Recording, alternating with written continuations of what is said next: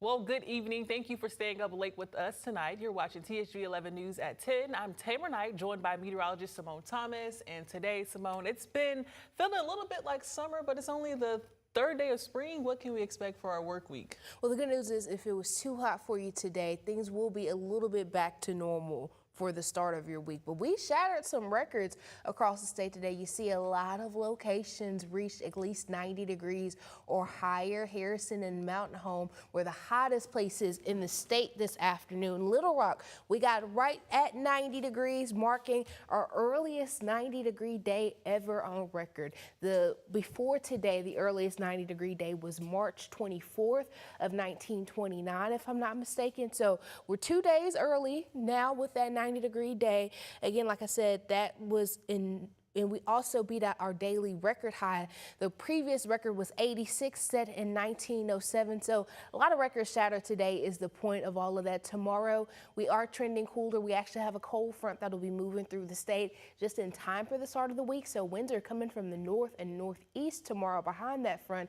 And we're in the middle to upper 60s across the state, a few low 70s to our south and west, but otherwise cooler, breezy still, and we'll be talking about when we might be able to see some relief or another rebound from the heat coming up in your 11-day outlook.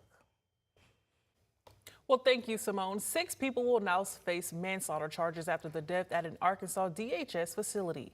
Last year, Zachary Moore died at the Southeast Arkansas Human Development Center on September 7th. This coming after being held face down for nearly 13 minutes after chemical injection. This incident led to the 12 employees being fired. DHS Secretary Janet Mann later confirming leadership changes and operation reviews. All 6 people will appear in court March 30th. Moore's mother, Angela Stevens, is seeking a $725,000 settlement.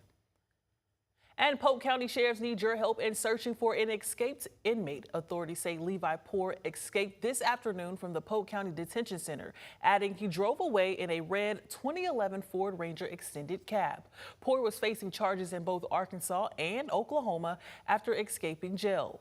He was booked for third-degree domestic battery and failure to appear. Poor is a 38-year-old white male with blue eyes and brown hair. He stands at 6 feet tall and weighs 200 pounds. If you have any information, contact Polk County Sheriff's Office.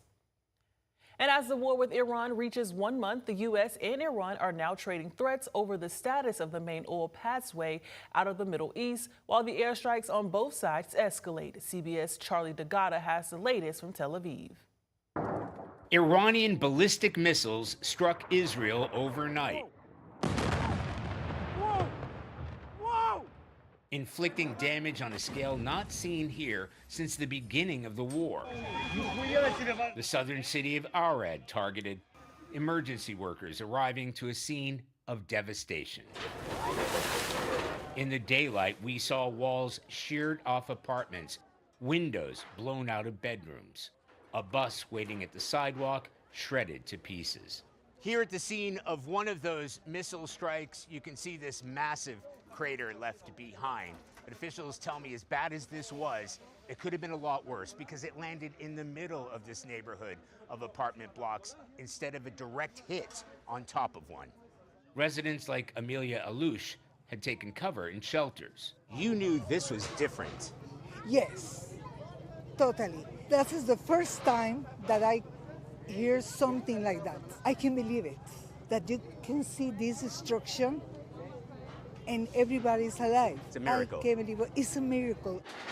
Nearly 200 people were injured in this strike and one in the nearby city of Dimona. Officials tell CBS News that U.S. aircraft have flown 8,000 combat missions, hitting 7,800 targets since the war began more than 3 weeks ago. Yet Iran continues to hit back, launching the first strike on Diego Garcia, the U.S.-UK base in the Indian Ocean, around 2,000 miles away and thought to be out of range of even the most powerful Iranian missiles. So the clock is now ticking after President Trump warned Iran that if it doesn't open the Strait of Hormuz completely, the U.S. will obliterate Iran's power plants. Iran's responded by saying they'll shut down that vital waterway indefinitely if that happens. Charlie Daggett, CBS News, Tel Aviv. Oklahoma Senator Mark Wayne Mullis's nomination for the Department of Homeland Security will move forward at the procedural vote, with the Senate voting 54-37, including 2 Democrats a part of the Republican majority. An expected final confirmation vote is coming soon. Mullen served in the Senate since 2023. The former MMA fighter came under controversy after his confirmation with Kentucky Senator Rand Paul and his comments on Paul's assault. And with the continued delays across the country, President Donald Trump announced that ICE agents will assist TSA agents with a security shortage at the nation's airport. The announcement coming today on Truth Social. As Congress remains at a stalemate in how to fund the Department of Homeland Security, ICE is expected to enter the most affected areas tomorrow. President Trump says his border czar will manage the process. Just yesterday, more than 3,200 employees called out nationwide.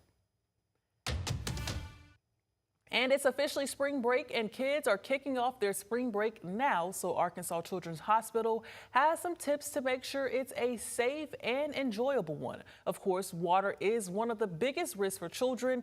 An injury prevention expert at ACH says drowning is the #1 cause of death for children between the ages of 1 and 4. She recommends keeping them within arm's reach at all times.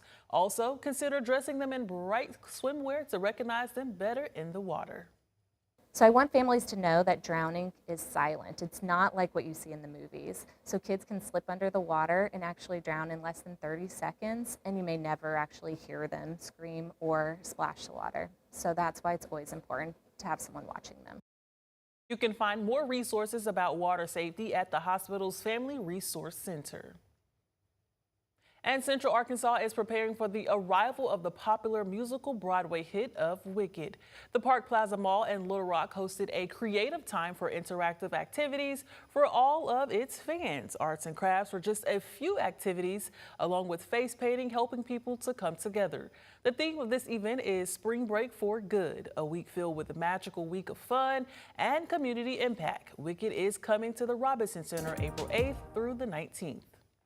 And starting in June, fighting fires in North Little Rock may be a little bit easier. THV 11's Carter Threet has an update on the new Central Fire Station poised to make a positive change for the department and the entire city.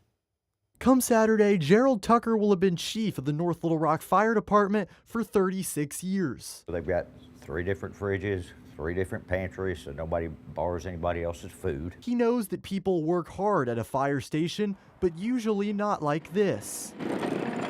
Construction has been top rate. They've done a great job. It's a long time to be at one department for 36 years, but not as long as the life of the department's main fire station. A 64-year-old fire station that we've kind of outgrown. That will all change soon after North Little Rock residents voted to continue a half-cent sales tax. They're very pro public safety on this side of the river, and they voted to continue it in order for us to build a new central fire station. The main benefit of the new fire station is size and square footage. So this one's 24,500. Currently, we're in 18,000. It's not just Tucker who will be grateful. My mechanic right now, he works on all the fire trucks out in the back parking lot.